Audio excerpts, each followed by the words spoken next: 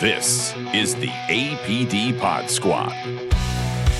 I'm Rick Rice, and in this episode, we'll celebrate March as Irish American Heritage Month with Detective Zoe Vertefeuille, no stranger to the Emerald Isle, and Sergeant Ian Cooper, whose Irish roots run deep. From community engagement, Master Police Officer Debbie LeCroy, who is retiring after a law enforcement career that spanned more than 20 years.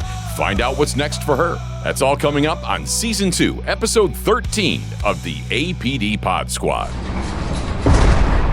Getting to know Detective Zoe Vertefeuille, which I'm probably mispronouncing, or did I actually get that? Yeah, you got it right. Holy cow. When I first arrived here, it was in March of 2 years ago, so we're coming up on 2 years for me. One of the first things that I did was MC the awards banquet, and you won something. And so I've done a whole lot of public address announcing in my life, and so I'm pretty good with names. But before, I mean, we got like 200 employees, right? Yeah. And everyone's winning stuff. And so I'm going down all the names, and I'm like, okay, and I got to yours. And I'm like, yeah, I'm going to need a little help on this one. So it's one of those names, and I could tell some French, right? There's got to be some French in there. Yep, it's French. There's actually a town in France that has our last name, so that's pretty cool. That's awesome. Yeah. Have you visited? No, we were really close to visiting. We were over in Germany. And Okay, you have to visit. Yeah, I would really like to go over there. Just plant your flag right there and introduce yourself, and go to the town square and say hello. Apparently, they're very friendly to people with my last name, so I would love to go over there and visit. I would wonder if you'd have any distant relatives there. Oh yeah. My grandfather, he traced back our family tree. We have actually pretty close relatives that live over there currently. Oh, well, then you've got to go. Yeah, I would love to. Totally roll out the red carpet for you, I would think, right? I would hope so. Because here's one of the reasons you're sitting in the chair you're in today, and it didn't apply what I was thinking of, but it worked out great anyway. That this month, March, is Irish American Heritage Month. Yes. Right. Well, St. Patrick's Day, the whole thing, right? And so I'm talking with people about, okay, who do we have that might be Irish? And just by looking on the composite board, it doesn't really scream anyone it's Irish. I did find Cooper is Irish from Boston and all that, and I'm like, that's one. And then so somebody, and I don't want to give him up, said, I think Zoe is Irish. He goes, I know this. She goes to Ireland all the time. Yes. And I go, okay, well, maybe somewhere in the family then. So we started talking, and you're not, but you do go there all the time. Yeah, we've been about 6 times, I'd say, since 2019. We really, really enjoy it over there. So I'm currently saving as much money as I can to go on a retirement trip there. I mean, we want to go for a month. Yeah. Both my wife and I have some Irish in our blood. My family is part English-Irish, like half, and then the other half is like German-Polish. Yeah. I'm like a total mutt. But I do have a lot of family in Ireland. I got the crest, and I've got the whole thing. And so I'm looking forward to going over there and drinking at the pubs and staying in the castles in Scotland as well, and doing all of this small town stuff, more so than just London or whatever, just like the big tourist things. Yeah, Ireland's where it's at if you want to do that. So you've done all that. Oh, yeah. We've been to the Republic of Ireland, and we've been to Northern Ireland. We've been all over. It's about the size of South Carolina in total, which it doesn't look like that looking on the map. But right. It's incomparable. But you can travel the whole thing from Dublin all the way over to the West Coast in about 4 hours max. So I'm a huge John Wayne fan. One of my favorite John Wayne movies is The Quiet Man, which was filmed in Ireland, of course. And Guinness is one of my all-time favorite beers. One of my bucket list items is to have a beer at the top of the World Pub at St. James Gate. Yeah. So where they make the original Guinness and all of it. So I'm just like, I'm all in on this. So I'm super jealous that you've been there, not once, but multiple times. Yeah, it's an amazing experience. It's absolutely beautiful over there. I guess whenever you get over there, things are kind of cheaper too. We budget a lot, but we normally find a hotel that has like a stove and a place that we can cook. Like apart hotels. Then we'll go out and we'll buy our own food and we'll bring it back and we'll cook it, and it makes things a lot easier. Yeah. But it's all about the culture over there. Yeah. I don't know. It's just awesome. What time of the year do you go for like the best weather? For the best weather, I think the best time that we've been is like the end of June to July. Okay. It is just so warm, but it's not so warm that you're miserable. Yeah. It's not like you're sweating like constantly. Like you can go on like a good 5-mile hike. Okay. And you'll be comfortable throughout the whole thing because the wind's blowing. Sometimes you'll get a little bit of rain. Right. And it's just perfect weather. But I mean, it does get a lot of rain. I mean, that's why it's so green is one of those reasons. And they don't really get the cold winters either. But apparently a lot of the year is just kind of on the chilly side. Yes. And so that's good to know. So they have a summer, but it's just probably brief, I would imagine, right? Yes. I guess the only time that we've really been there in the summertime, because we've been mostly in December or February because it's the off season, but in the summertime is June, July, and it's very, very warm. But I guess we went to Lisconnor, and it's a place on the West Coast, and they have this little swimming hole, and we went in the water. We went swimming, and it was freezing. Oh, my goodness. It was so cold. And everybody, all the Irish people are just getting in, and they're just having a blast and acting like it doesn't even bother them. And we're just over here like, oh, my goodness, it's so chilly and freezing. And we couldn't stay in it for like more than 5-10 minutes. We had to get out. I kind of get it because where I grew up was along the Niagara River outside of Buffalo. And so that's where we swam. And it never got above 60. That's like in August. It didn't get above 60. So that's like, to most people, that's freezing cold. If you go down to like Myrtle Beach, and in the summer especially, it's like bath water. It's like 90 degrees. Or, you get in, there's no shock to the system. You jump in the Niagara River, I'm here to tell you, it doesn't matter what time of the year that's going to be. You're going to take a second to kind of get used to that. So I get it. Oh my goodness. I just, the way that water was, whenever there was a little ladder, and tiny ladder, but it was a like very, very tall ladder, and it led right into the water. You had to like creep all the way down into the water and stuff. So then you're like, it's not like something that you can really like jump into and completely shock your system, I guess. It's like something you have to like gradually get into, and it really freezes you. Yeah. But it was an adventure, so.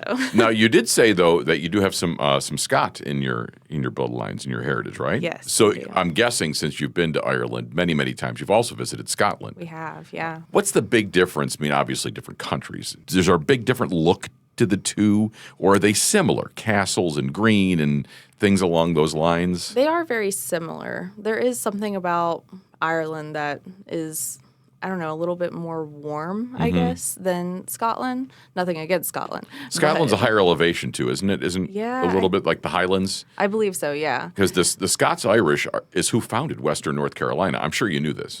Yes. So my last name, Rice, there's a lot of Rices in Western North Carolina, and I come across people all the time and say, oh, are you kin to this group? I go, no, I'm not from here, because a lot of them settled in this area from way back in the day, the English, the Scots, the Irish. And so the heritage of Western North Carolina is very much the Scots-Irish. A lot of the things you see around here, the Highland Games and all of that, Highland Brewing Company and all the Scot are very influential in Western North Carolina. So that must be pretty cool for you then too, I would think, right? Yeah, that was a really cool adventure too. We went hiking out there a lot as well. I will say the hikes, I feel like, in Scotland were a lot harder than the hikes in Ireland. But the weather, I think, in Scotland was a little bit chillier than in Ireland. Maybe it was just the time of the year that we went, but it was very windy and very, very, like, rainy and wet all the time. And Ireland has that reputation too, but I felt like there was more downtime in Ireland whenever it comes to rain and stuff. Yeah, all I know about Scotland is by watching Braveheart. So okay. Kind of I know a little bit more about Ireland just there's even a show on public television called Ireland with Michael. It's just it's a 30-minute show where he just bebops all around Ireland and visits all these little towns. Oh, and it just keeps making me want to go there more and more. Yeah. Because the music and the people and just the scenery and all of that, I can't wait to go. Man, it's going to be awesome. At some point. Yeah, about 10 years. It's going to it's going to be that long till I retire and get a chance to go over there. Detective Zoe Vertefeuille is with me now, and we're getting to know a little bit. We started off with a little bit your heritage and why you're in here because of Irish American Heritage Month, which has really nothing to do with you except that you've been there a whole bunch. But look at us. We already started with about a 10-minute conversation. See? You said you were introverted, and you're not introverted at all. See? I feel very introverted. That would be difficult, though, with the job that you do, wouldn't it be? I mean, so you work with the Family Justice Center. I do. Right? And so working with people that are going through some pretty traumatic stuff. Yes. So I would imagine a big part of your job is to get people to open up a little bit and talk to you. So it takes somebody that can really kind of understand and be compassionate to do that. And that's not really an introvert. I think you soft sell yourself a little bit. I think whenever I get down on a survivor's level and I'm talking to them one-on-one and making a connection with them, I feel like it's almost very easy to speak with them because I want to help them and I want to make them feel better and I want to get whatever their form of justice looks like and help them seek that out. I guess working at the Family Justice Center is something that I really, really enjoy doing. Because I feel like I really make an impact and I really do help these people. Almost every officer that I have talked to, it was a calling to be a law enforcement officer in general. But for the folks like yourself that work at the Family Justice Center, it seems even more so of a calling. It's like you were almost just made to do this. You've got to have a certain type of compassion to be able to pull that off and to be able to really handle it too, because you're hearing a lot of things. It's the things that you hear and see on a daily basis. They'd wear people out in a lot of cases. Yeah, a lot of our cases are really, really hard, and you just gotta remember to not take that home with you and just take it case by case and try your best to see the good in things whenever it comes to working cases like that. And it can be really hard, but we really have a really great team working over there, and we really support each other very, very well. I feel like, make each other's jobs very easy because of how much we support each other. It's not like everybody is assigned their own cases. Everybody works together, I feel like, to help these survivors get justice for whatever they need. It's a true team effort, and you've all got the same goal. Yes. You're all on the same team. Yes. When did you know you wanted to be a police officer? How early in life was it? Oh, goodness. I feel like I was kind of a last-minute person. I went through the police academy in 2016. Prior to that, I was in nursing school, and I was working at Chick-fil-A. And two of the people that I worked with, they went through BLET. And they were also working at Chick-fil-A while they were going through BLET. And they were telling me how much fun it was and how much they enjoyed it. And myself, thinking that I'm an introvert, I felt like I couldn't ever do anything like that. But I guess seeing their excitement and passion for it made me interested. So I started looking into it, and I really, really, I guess, wanted to try it out. So I went through BLET. I put myself through BLET. Then I worked at Buncombe County after I graduated for about 3 years, and then I came over to APD. Okay, so you didn't know what department or even what you wanted to do. It was just more like, this law enforcement thing sounds like it might be good for me. Yeah. So then you came to APD in what year? I came to APD in towards the end of 2018, almost 2019. Okay, and patrol to begin, of course. Yes. Right? And then, so how long have you been with the Family Justice Center? I came to the Family Justice Center, I think, in 2022, I believe. All right. Let's go back even further, like when you were born, all the way to the beginning. So where did that happen? Where were you born? I was born here in Asheville. Right here? Local? Yep. And then I grew up in Black Mountain, up on a 18-acre farm up on Highway 9. All right. Yeah. So you went to probably Owen then, I guess? Or? I did. I went to Owen. I don't want to sound like this, but you don't sound local.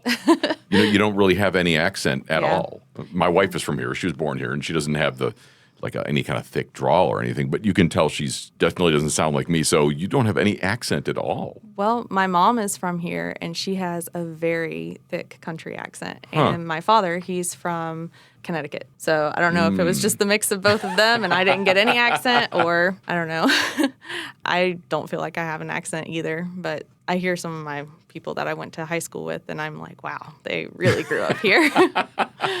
So you've been fiddling with a piece of paper. I know you were nervous coming in here. So what's on that? What's on the paper? It's just some notes? Yeah, some things notes. You want to talk about? It was just like kind of my favorite hike and stuff in Ireland. And all right, what's your favorite hike in Ireland? Our last time that we went to Ireland, we went to a hike in County Cork. So that is where my family is from. Oh, really? Yep. Awesome. Cork. It's beautiful there. Goodness. And we went to this hike, and it was called Three Castlehead to Misenhead. And it has this like really, really dramatic cliffside, and we went right at sunset. So oh, man. I guess like we were walking in, and it hadn't quite hit sunset yet. And you got to think, in the winter, sunset hits at like 4 o'clock. Right, yeah. So we just got back in December from Ireland. So we were over there in December and we were hiking it out. And while we're walking back, this gorgeous bright orange sunset is just over the ocean and it's just beautiful. I got some awesome pictures. Did someone like clue you into that particular hike, or is this just something you kind of poked around about and like, oh, this looks interesting? Man, whenever we're over there, we just like look around the area. Like we have a very rough itinerary always going over there. Like it is like, we want to go to these few spots and then we might stay in other spots too. But on this day specifically, we were going to another hike, and I can't remember what hike that was, but we got there and the trailhead was actually closed. Oh. So then we leave and we're like, what else is in the area? And we're looking around and then we find this hike, and it was absolutely gorgeous. I guess the benefit of having gone multiple times is you can kind of afford that agenda. Yeah. It's like, okay, we got to kiss the Blarney Stone. We got to, all these. We did all that the first time. Right, exactly. So you knocked off the tourist stuff, and now you get the true local stuff. Yes. That seems to be the jam. That's why we want to go for like a month over there. Yes. So we can do the big things. I want to see Edinburgh Castle and those things. But then I want to do all the things that you're talking about. Yeah, it's beautiful. And while you're out there like hiking around on a lot of these trails, not just this one, but there's like sheep just right there. They're not even really bothered by you. You just walk right past them, and they're just like looking at you, eating their grass, and super happy. They're sheep. I mean, they're not like mountain lions or no. They're But it's not something that you see on hikes here, really.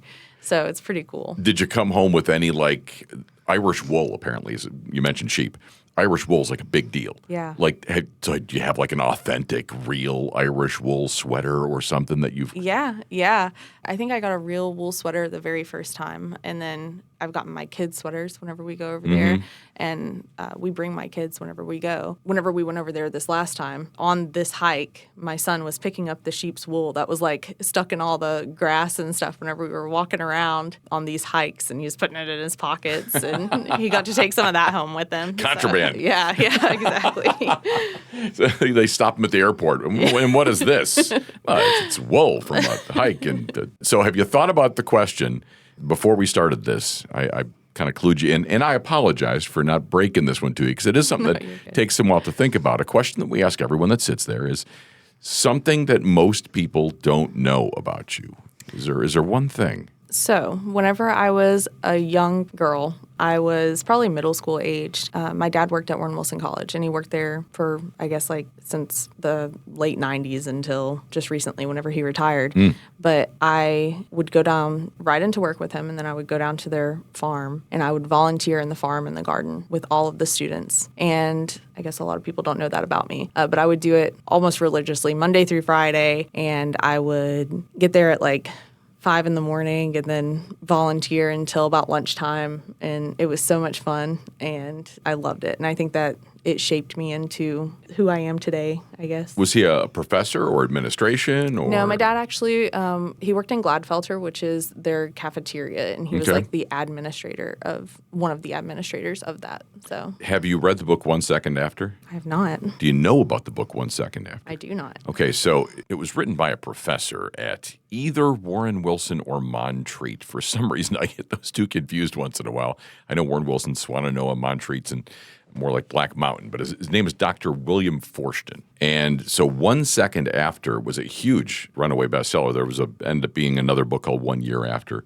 And I think they're turning 1 Second After into a movie. So part of it was based on that campus. So what happens is there's an EMP, if you know what that is, an electromagnetic pulse for people that aren't familiar. So it's a real thing that can, hurt electronics and whatnot. But in this particular book, which will become a movie, it affects apparently the entire East Coast, or how far beyond that, no one really knows, because what it does is it eliminates anything electronic from working, which, if you think about that, kind of like we were during Helene, you're completely blind. Yeah.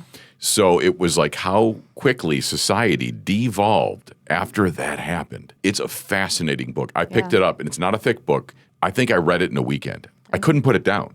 Oh. And so part of it is based right there. All Western North Carolina. Asheville is in it, of course. And some of the references have to not use like real names like the Ingram's Warehouse as opposed to, things like that. But Warren Wilson was part of it. Okay. It's because it's where some of the people that were the key characters were kind of holed up, and that's where they were staying and things of that nature. So if you're looking for a good read, I don't know how much you read, but that book made me not like put it down. It's like, holy cow. Okay. And with your connection to there, I'd probably really like it. It was either Warren Wilson or Montreat. If people are listening right now that it's Montreat, they're yelling at me because they're like, dude, that's Montreat, not Warren Wilson. Oh, okay. And I'll be honest, I forget, but they're both out there. Okay. Either way, it's our area, and certainly Black Mountain and Asheville, and a great read, and they're going to turn that into a movie. Oh, that'll be cool. It's going to be pretty fascinating when they do it because it's one of those you can't put down. It's just like, holy cow, what's going to happen next? You think about what happens when society no longer has anything and you're not getting it back. So people with prescriptions,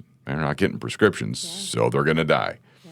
You don't have this work anymore. You don't have that. And you quickly realize how ill-prepared we are for something like that. Now, you might be more prepared because you were, working in the gardens and things like that, and I'd probably be worthless. I mean, I don't know how to do that kind of stuff. I think it's something that you would learn over time. You'd have to.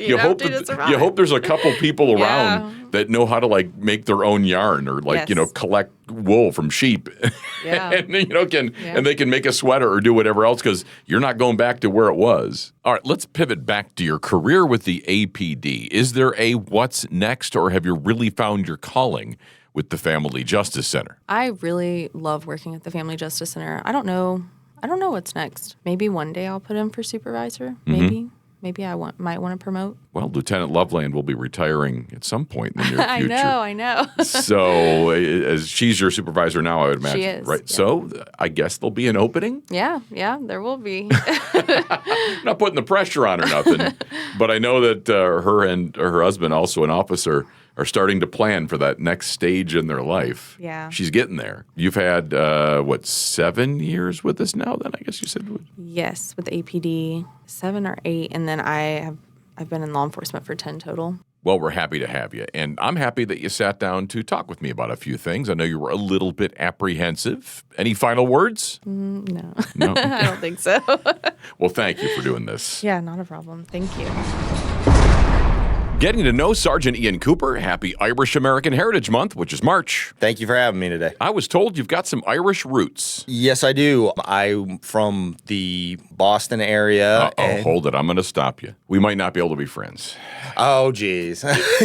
Now, if you're not a sports fan, then we can be friends. I am a sports fan. Oh, God. I am a Boston sports fan. Oh, geez. Here we go. So, Patriots, Bruins. Red Sox are probably my fave. I don't care about the Red Sox. Yeah. I care. I'm a Dodgers guy, so that's a good team too. In the opposite sides of the country, I don't follow the NBA, so you can root for the Celtics all day long. Yeah, I don't really follow the NBA either. But I'm from Buffalo. Oh, gee. So yeah, I understand. Do you need me to leave now? Oh my God. I mean, Brady made us his whipping boy. Oh, geez. For 2 decades. Yeah. And then you guys go down for like a half a year, and all of a sudden you're at the Super Bowl again, and we still haven't been. And it's just so you can imagine my rancor is a little bit up. Yes. And then, of course, there's the Bruins and Sabres. That's a good rivalry. Yeah, that's a good rivalry. It's a great rivalry as well. And you know what? It's going to be interesting this year because the Sabres are finally good again. Oh, yeah. We could break our 14-year playoff drought. Wow. Dude, 14. That's a long time. So in those 14 years, I think the Bruins have won 2 or 3 Stanley Cups. They have. I believe you are correct. Not as long as the 86 years that the Red Sox were in the... Well, that was like a whole nother thing. Oh, yeah. That was Cubs, Red Sox, 100-year drought type yeah. deal. And then I was actually rooting for the Red Sox to snap that because the rest of my family is Yankees fans. And so, of course, I'm going to root against them, right? Oh, yeah. But let's talk about that. Growing up in Boston, that must have been pretty cool. Yeah, so I grew up about 30 miles north of Boston, small town called Boxford, Mass. Real old colonial town, basically houses and woods. It's interesting. It's one of the few towns in eastern Massachusetts that doesn't have a stoplight in it.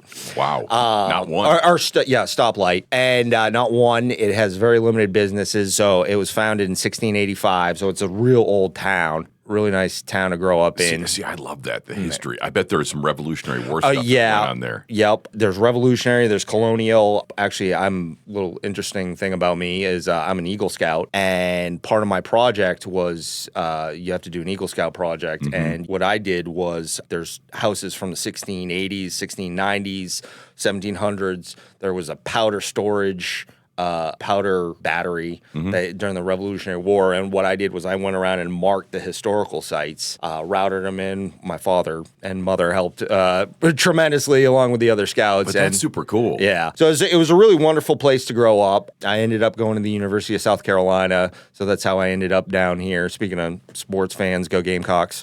And so that's one of my primary favorite sports, Gamecock football down in South Carolina. I've been told by a lot of my friends, as far as places I want to visit, the Boston area is one of those that I'm supposed to visit, just because of the things that interest me. I love history. Yep. I love a Guinness beer. I love I love the old, small kind of taverns and pubs and things of that nature. I've heard just the scenery there is just, right there in the ocean. It's just amazing as far as that. Oh, yeah. And the north part of Boston where I grew up, you got the ocean, you got the rocky beaches, you got the water's still incredibly cold, even in July. Oh, I know all about that. I grew up in the Long Island River in the Lake Erie, Lake Ontario. I know about those. And, but yeah, I mean, you got the old colonial houses, you got the oak trees, you got mixing in to the more urban areas. So it really was a wonderful place to grow up. And I'll always say I'm always from the New England, Massachusetts area. What brought you down to Columbia, South Carolina to go to college? It was it was the best school I got into. Okay. Did they have a certain program? Criminal justice. Okay. So I knew I wanted to be in law enforcement even back then. So I chose the University of South Carolina because they had a pretty good criminal justice program. It was between that and the University of Maine. And I thought, well, it might be, at least the weather's going to be a little bit better in South Carolina. So that must have been a shock to the system for a guy from Boston. Yeah, so I've said, going from Boston, Massachusetts to Columbia, South Carolina, I might as well have been on the moon because it was a total culture shock, total weather shock. I don't think I stopped sweating for about 3 months because of how hot it is in Columbia. It is, yeah. Too. Columbia's brutal, dude. Yeah. Going from, I never had weather like that, but I mean, that was one of the best experiences I've had, and it, kind of made me where I was today. Because I came back to the Carolinas after graduating. I did go back to New England for a couple years right after college. It was a great experience, and part of the reason I'm in North Carolina is because of my time in South Carolina, believe it or not. We had similar kind of weather experiences going from the north to the south. I grew up in Buffalo. Yeah. And then I started moving around. I lived in Pennsylvania. I lived in Missouri. And then I lived in Evansville, Indiana, and then Fayetteville, North Carolina. Oh, wow. Which is very similar in weather to Columbia. It's right there on what they call the Sand Hills. So apparently, way back in the day, like, I don't know, billions of years ago, whoever knows. Yep. They say that the ocean essentially went into like that area, that Fayetteville, Columbia, there's like a line that goes down, Florence, and all of that. And so that's where the elevation starts to go up. And so the heat gets trapped right there and that's why in the summer it is just swelteringly uncomfortable. It's like very little breeze, super hot, super humid. Whereas if you're closer to the beach, and I live down there as well, you get a little bit of a breeze, you get a little bit of that. But places like Fayetteville and Columbia and Florence and all of that are just oppressive. They're ungodly hot. It took me a long time to adjust to that heat. After I did go back to New England after graduating from college, and I started my law enforcement career in the state of New Hampshire as a correctional officer in the state prison. That was my first job after college, my first job in law enforcement. Sort of led me to North Carolina, and I always say, I was younger, 23. It was a great experience.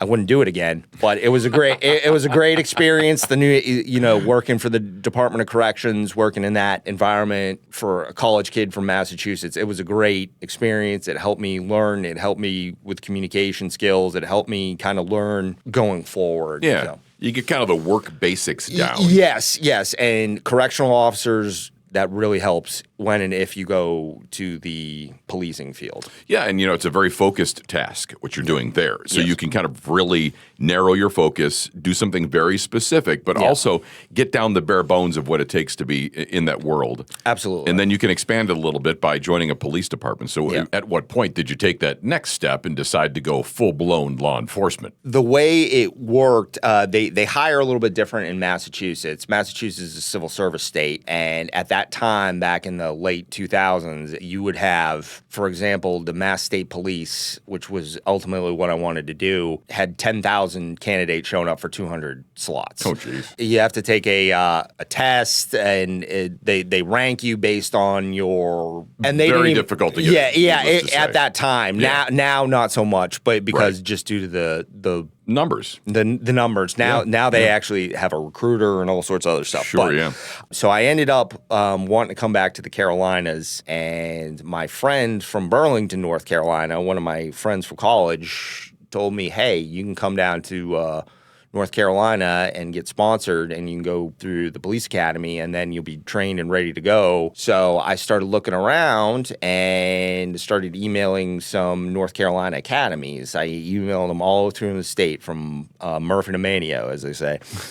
So I ended up settling on Carteret Community College for basic law enforcement training, which is in Morehead City, North Carolina. August of 2009, I moved down to Beaufort, North Carolina, and Not to be confused with Beaufort, South Carolina. I learned that out very quickly. So Same I went spelling, different pronunciation. Yep. I look back at it now. I ended up having a 2-bedroom apartment for about, I think it was about $550, $600, about 10 minutes from the beach. Yeah, those were the days. Yeah, those were the days, with a pool and everything else. Sure. I ended up going through basic law enforcement training at Carteret Community College. Got certified in March of 2010, and at which point in time I applied for several agencies, and I was eventually hired by the Beaufort, North Carolina Police Department, where I lived. So I started there in July 2010. Okay, how long were you there? I was there for 3 years. Did you enjoy it? Yes, very much so. I enjoyed it very much with them. It was a small town. I would guess pretty slow pace. Yeah, it was a small town. I mean, we still had all sorts of, not to the degree that we have in Asheville, but we had stabbings, we had fights, we had domestics, we had welfare checks, we had all sorts of stuff. It was 2 officers a shift, sometimes 3. I tell people around here it was equivalent to working for maybe Black Mountain or Weaverville, something like that. So the total force was probably 40, 50 guys. Or it wasn't even that big. It was Not like even that. 25. Wow, okay. Yeah. So it was once again a fantastic experience, and worked there for 3 years, and then I ended up going to Florida with my ex-wife, who was in the military. I ended up working as a sheriff's deputy for the Monroe County Sheriff's Office, which is Key West, the entirety of the Keys. So you'd spent some beach time. Yes, I did quite. From Beaufort to Key West. Yep. So my ex-wife, who we get along actually pretty well, if she's listening to this, she was in the Coast Guard at the time. All right. So she ended up getting stationed down in Key West right after we got together. So I ended up transferring my North Carolina certification to Florida. Yeah. I went and did what they call a compliance course. I went down to Brevard County, Florida, did a 2-week course down there to learn Florida laws and some stuff. And then I was eventually hired by the Monroe County Sheriff's Office, where I worked I worked the Southern Keys, which, believe it or not, the Keys outside of Key West are actually, it's kind of rural. Believe it or not, because you have Key West, which has its own police department. Then you have Stock Island, which is what we covered. And we covered all the way up to Marathon, which is, I believe, if I remember correctly, it was about almost 47 miles. That's a big area. Yeah. And there was, I think, 4 of us, if I remember That's a lot of ground to cover. So there would be 2 in Big Pine Key. There would be 2 in Stock Island and a sergeant. So maybe it was 5. It was interesting. It was very rural. There was also an adjustment because the way North Carolina does law enforcement from Florida is a little bit of a learning curve, between the laws, procedures, policy, case law, things like that. So it was interesting. And then my ex-wife was getting out in the military after a couple years, so we ended up relocating up to Asheville area because we both liked it up here. We'd been up here before. So you'd visited and things like that. Yeah, exactly. And then we ended up here, and I got hired by now retired Lieutenant Sorrells hired me. Joey Sorrells hired. So what year was that then? 2014. Okay, so you've been here about 10, 12 years. Yep, going on 12 years this winter. So. But how many years in law enforcement? That all factors into your retirement. Yeah, I know you're thinking about that. Yeah, it's going to be about, I got 16, going on 16 this year, then I bought my time from New Hampshire and rolled that over, so... If you count the correctional time, I started in 2007. I've been going since I was 23, 24. So you've seen a little bit of everything between the New England coast and the beaches of North Carolina and Florida, now the mountains of North Carolina. Yep. So of all those places, where have you felt like you belong the most? Like weather and topography and all those things? In all honesty, I feel most at home here in Asheville and Western North Carolina. I've been with this department the longest. The weather, where it's a little bit better than New England, except for the hurricanes, except for Helene, for that. But we do have the best. I mean, when you think about it, the least extremes of all the weather. Yeah, mostly. It's not. You get your cold snaps, but we're not going to get New England cold for months on end. We're not going to get Florida heat for months on end. It is a nice compromise in that world of weather, except for. When you have changing events like Helene and things. Oh, of that yeah, nature, I know. Nothing you knew about that, I guess. Yeah, I mean, because I remember I was living in Beaufort during 2011, and Hurricane Irene came within. The eye was in about 8 miles of my apartment, and I walked outside, and it was nothing compared to Helene. Helene was far worse. It was bizarre, wasn't it? I mean, I was lived in Charleston. I went through several. One of them that came home right next to Charleston. So a Category 2 that kind of ran right through town. I didn't think that was as bad as Helene. No. It was really windy. It was really rainy. Some trees got knocked down. But like within a couple of days, things were getting picked up and everyone was just moving on because whatever it is, the buildings, the trees, everything's more used to the drainage. Yeah, exactly. It's way different. And that was what I noticed when I went through Hurricane Irene in 2011. It was that eastern North Carolina coastal is just it can handle it. It can handle the drainage. It can handle it was knocked some trees down, knocked powers out for a few days, but not like what happened here during Helene, where it was literally a 100-year event. Well, the water, I guess, is the big thing. So here it's raging waters. It was they just wipe areas out, and how sure the water rises, but it doesn't behave the same unless you're right on the coast where you get that storm surge with the crashing waves, and unless you get that inland just a little bit, you're mostly safe except for the wind. Yeah, so it's way different there, but. Sergeant Ian Cooper joins me right now, and because we don't have an O'Malley or an O'Toole, I had to choose you to celebrate Irish American Heritage Month. And for a guy that grew up with a little bit of, you mentioned your mother's side, I guess was the mother's side. My side. My mother's was in McCullough, so sure. So I have that a little bit. I think some on my father's side too. I've done the Ancestry.com thing, so it was interesting fact about that. My grandmother was on my father's side was French Canadian. She grew up speaking French. Okay. In Rhode Island. I guess my great grandfather was born in Canada, and they emigrated down to Rhode Island. But she grew up speaking French and was one of 16 children. Ooh, jeez. Yes. And yes, my grandmother. She lived lived 99 years and was the last one of her siblings. Good God, 16. 16. I have a picture. I do have my father has a picture of them from when my grandmother got married in 1936, I believe, and all of them are together with all 16 of them. It's like having kids would be a full-time job, just literally constantly, just one after the other after the. Hate to say, are they Catholic? Because. Yes. Well, absolutely. And that's not like some people don't understand that, but the contraception thing is you're not allowed to use. No, I guess not. I wasn't really. Strict Catholics don't believe in contraception. Especially back in 1900. Well, and having kids too, at least in some places, you got kids working on the farm, you got kids doing this and that, and so children were almost your labor for depending on what you did. They did have a farm. Yes, a lot of times that's what you did. in the Rhode Island, and it was like western part of Rhode Island, button up to Connecticut, and that's where my grandmother grew up. She was born in 1914, so 1920, 1930, went through the Depression, through all that. So that was an interesting fact about my my lineage there, that she was one of 16. I think they say for the for people of Irish heritage, that New England area, that Boston area has the biggest percentage. Yes, we do have a pretty big percentage of people of Irish extraction. Buffalo did as well, yeah,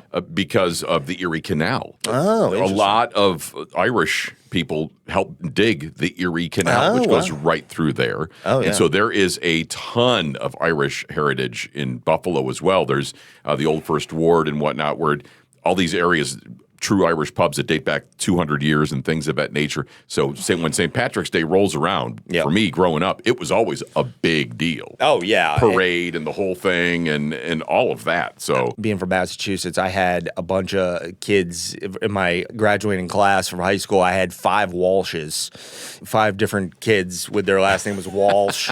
I had, O'Kane and O'Flaherty and all. I had a ton of them. My name's actually on my father's side is actually more of an English name. As is mine. Rice is an English name as well, but I've got Irish as well. Yeah. So, but on my mother's side, it was McCullough. It was.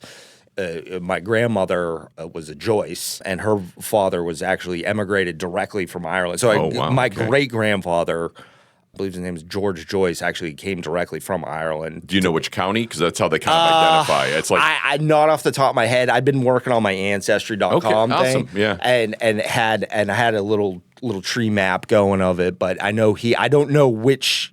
Not off the top of my head. I do know on my father's side they grew up in Lincolnshire.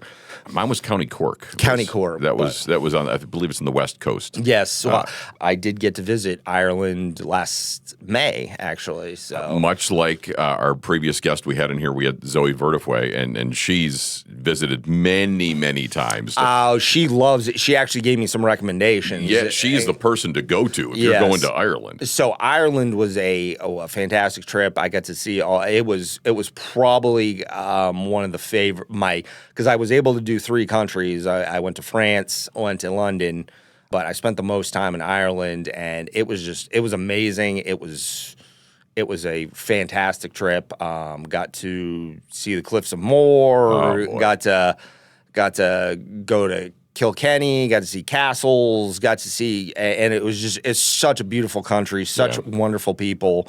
And I felt really privileged that I got a chance to go and experience that wonderful country. I will be going back at some point in time. Me too. Well, not back. I'm going at some point. I've never been, so I will be going at some point. For any of the listeners, recommend it. It's such a wonderful country. So beautiful. Yeah, 10 out of 10 recommend, as they say. Oh, yeah, absolutely. Sergeant Ian Cooper joins me, and the question we always ask, have you thought about this one? One thing that most people don't know about you. It's a question we ask everyone that sits in your chair. My sister, my younger sister, is actually adopted from Russia. My parents adopted her from Russia in 1994, just after the fall of the Soviet Union. There's 7 years between us. How old was she when she was adopted?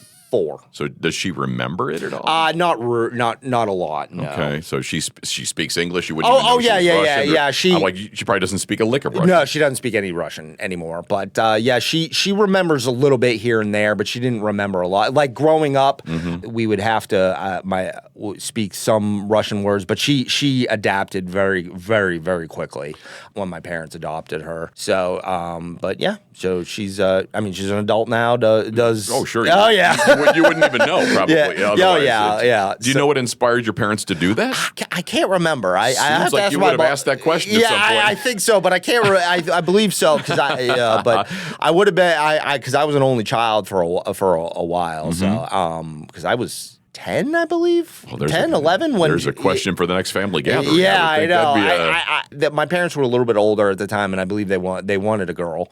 They wanted me to have a sibling. So, and they were a little bit older at the time. So I believe that was the reasoning behind it. But ultimately, they wanted to do something to have another child. Well, it's a great way to do it, and you get somebody that was probably in difficult circumstances. Oh yeah, she had a very difficult I mean, she was actually, they didn't even have a foster. She grew up in an orphanage. Yeah. And she didn't, with 100 other kids and, one woman to watch them. And so she just needed some medical concerns that they had to do.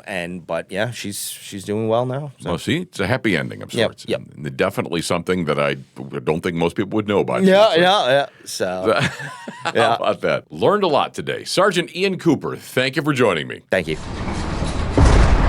Master Police Officer Debbie LeCroy joins me one more time because you're retiring. Yes, sir. That's pretty exciting, isn't it? Yes, it is. I have to say. It's a little bittersweet, but I'm excited for this next chapter in my life. I think everyone says that around here. And with a lot of people that if their job means so much to them, it's like you've worked so hard to get to a certain point and you're looking forward to retiring and all the things that come with it, but you're going to miss a lot of the things that you had. Oh, yeah. Serving this community has been an honor of my lifetime. I've served almost, a little over 2 decades. So some of the most meaningful times of my career have been serving this community, bringing Cora on board, bringing a therapy dog into this community, and not just this community, but she's been a big part of this area, one of the first therapy dogs in this county and surrounding. So, yeah, exciting. You've been on the APD Pod Squad a couple of times because you are a part of the Community Engagement Division, of which we always feature one of the officers and let people know what is going on. But we wanted to get you in here one more time because by the time this episode airs, you will officially have been retired for almost a week. So this is your official sayonara and, goodbye, good night, all that kind of stuff. So let's tell the Debbie LeCroy story. Let's do that because we've talked a whole lot, outside of this room, but I'm not even sure I know that story. Like, where were you born? Where did you get started in law enforcement? How did it become an inspiration? All those things. So I think you may have told me before you're a local girl, right? Yes. Charles C. Bell. He is my great-grandfather, and the school, Bell Elementary School, was named after Charles C. Bell. So that's a fun note of history there. Did you play that card when you went there? Name drop with the teachers to get out of trouble? No, but his picture, which still remains in the hallways at Bell School, is still there, and it's the same picture that was hanging up when I was a student at Bell. So I always felt like he was watching me. He wasn't there at the time, though, right? No, he was not there at the time. Okay. He donated the land, and he was a superintendent. I gotcha. All that. So okay. That's they named the school after him. Which high school did you go to? I went to Asheville High School. All right, Asheville High. Yeah. Did you always want to be in law enforcement, or how did that come to be? Always had a strong interest in it, and it was either being an attorney or a police officer. So I took the civil service test way back when and was hired and did very well on the civil service test and started my career a very long time ago, but absolutely loved every minute of it. You have the good, the bad, and the ugly through the years. Sure. And it's very different now than back then, but I still love the profession and love my job. When my feet hit the floor, I get up with excitement, putting this uniform on, coming to serve the community that I love. So you started with APD, did a little bit of everything then, patrol, and you were a detective and all of that, and then you went away and worked for the sheriff's office and did some other things and then returned. I started with APD. I started on patrol. I was a training officer. I was a detective. My first 2 children were born when I was with APD the first time. So they weren't used to having pregnant moms. So that was a growing period during Asheville Police Department. We've had many female officers that have had children even since I've been here, and it's a very family-friendly environment. So you were a bit of a trailblazer, I suppose. Yeah, they didn't have a leave policy at all. I was pregnant, and the Asheville Police Department was no place for a pregnant woman. So I did go home at that point until I had my first child. And then the second child was very different. I came back with a lot of good things in place, but I did design the first maternity uniform for a police officer. I think I was in the Asheville Citizen-Times over that. Is that right? Yes. So you Yes. designed it like a different type of a Oh, yeah. shirt was... I took my uniform to a seamstress. They cut out the front portion of the pants and sewed an expandable piece of material into that. And then they just added some extra material in the front. I wore a shoulder holster, which was probably not the safest thing. And I stayed out on the road my second pregnancy. I stayed out on the road probably 6 months. I took a tumble down an embankment chasing someone, and my doctor said it was time to come inside. Yeah. So, yeah, very different, but luckily, baby was okay and all that. And now, that there was a maternity policy put into effect during that time. So at some point, you went to the sheriff's office, Buncombe County Sheriff's Office, for 7 years, I think it was? 10. 10 years. So a substantial amount of time. Yeah. And then you returned to the Asheville Police Department, 3 years ago, I believe it was? Yes. And brought Cora with you. Yes. So she is never far from your side. I hate to say partners in crime, considering is what you do for a living. Right. However, you and Cora are just kind of two peas in a pod. It's almost like when people think of her, they think of you and vice versa. And it's just kind of, you guys are now just intertwined. This past month, I think I got over 20, it was probably about 25 requests from the city school for her. So we've been very busy in the city schools this past month and the months leading up. So we're hoping to come back and work a couple of days a week. Cora's not ready to retire, and she's made that known. And we would like to keep her doing her same job in the community. Well, and we want to keep seeing you guys coming around here. I know that a certain Chief Stepp would certainly miss you and Cora being around all the time, and so would I. My wife's totally jealous when I send her pictures of whenever Cora comes to see me, and she's like, "Oh, you got to bring Cora to meet me," and I'm like, so I kind of rub it in a little bit. Right, right.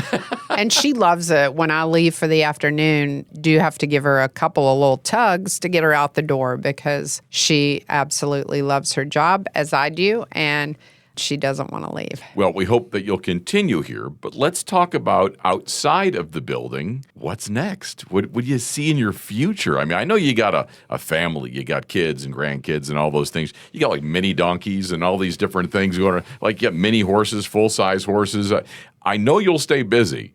But is there anything in particular you're looking forward to now that you're going to have more time? This job does require you to be away from your family more so than some careers. And so I'm very excited about spending more time with my children, my grandkids. I'm excited to do that. I have to tell you, there's a new addition. I have a new grand mini. Uh-oh. We've got a little baby pig.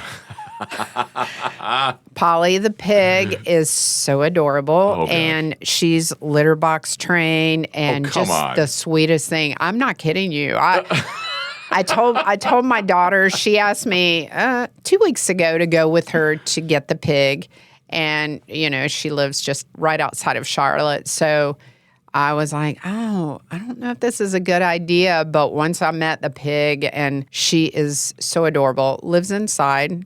And so how big is the pig now? Well, the pig right now is probably about 9 pounds. Okay. The mom of the pig was 50 pounds. The dad is 70. Okay. But you can't depend on that. So we're hoping she will stay on the smaller side of things. But she's perfect. She is absolutely perfect. Polly, you say? Polly. Polly yes. is Polly the pig. Are these particular pigs, these mini pigs or whatever, are they good just to be by themselves, or do they need more pigs? Or are we going to have a whole pig festival down there? You've got everything down there already. It's a full farm. The pig loves the dogs. Loves the dogs. Absolutely. Okay. She's So we got dogs, pigs, mini donkeys, horses. Miniature horses. Miniature horses and full-size goats, horses, right? And yes. Goats. Goats, a lot of chickens. So we have a lot of eggs. How much land? This is your daughter's place, right? Almost 10 acres. Okay, so they got some land then. Yeah. Okay. Ashley got a phone call, and a lady wants her to take her to miniature horses because they're moving and they can't take them with them. So that's how Ashley has acquired some of the animals through a rescue kind of situation. Okay. It's pretty cool. She's got a TikTok. Roberts Ranch is her TikTok name, and she's got some really funny videos of farm life at Roberts Ranch. I'm envisioning a future on a farm for you. So this is going to be some sort of animal refuge or some sort of.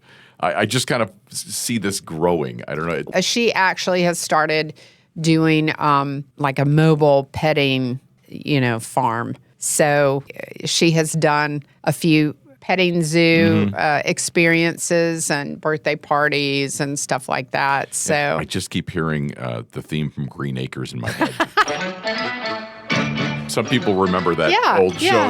I just can't. This is what I'm getting in my head as you're telling all these stories. Everyone knows the song if you're from our era, at least. Yeah, instead of Jethro sitting there with a big bowl of cereal, that's going to be me because I love Green Acres. That's it. Man, this is all I can envision right now. And you've got to invite me down there sometime because this is fascinating. Yeah, you got to bring your wife. The pig is.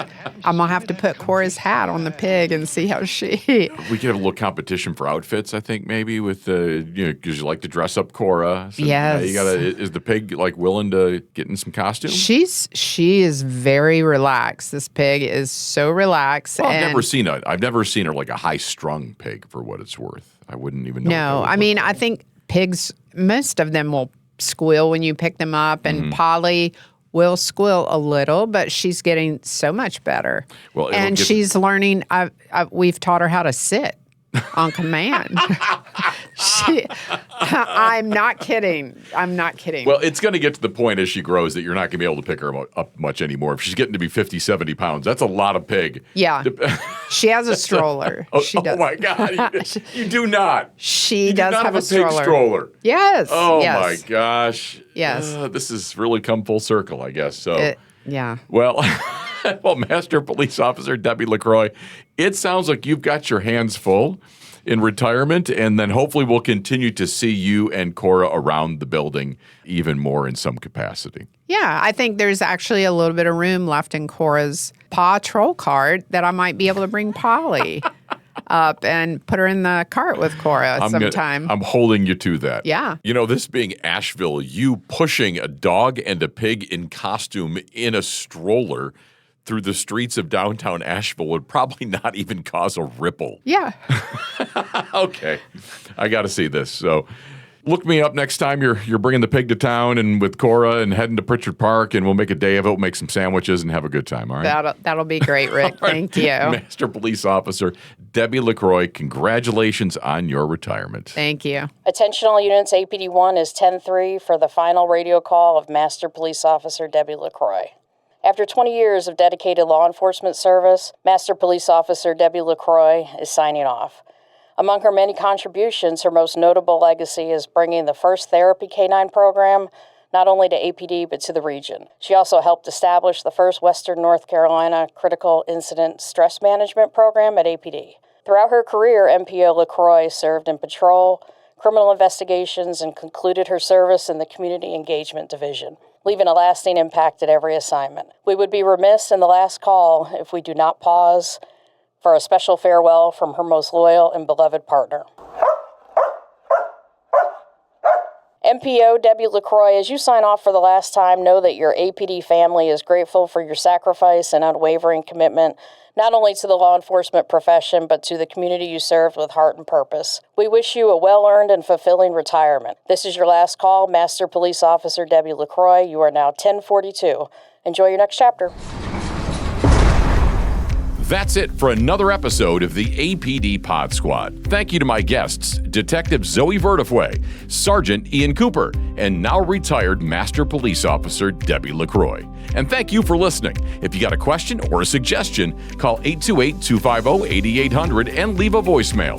That's 828-250-8800. Or you can just email apdpodcastfeedback@asheville.nc.gov. Listen and subscribe now wherever you get your podcasts and don't miss a single episode. I'm Rick Rice, and this is the APD Pod Squad. Mountains high.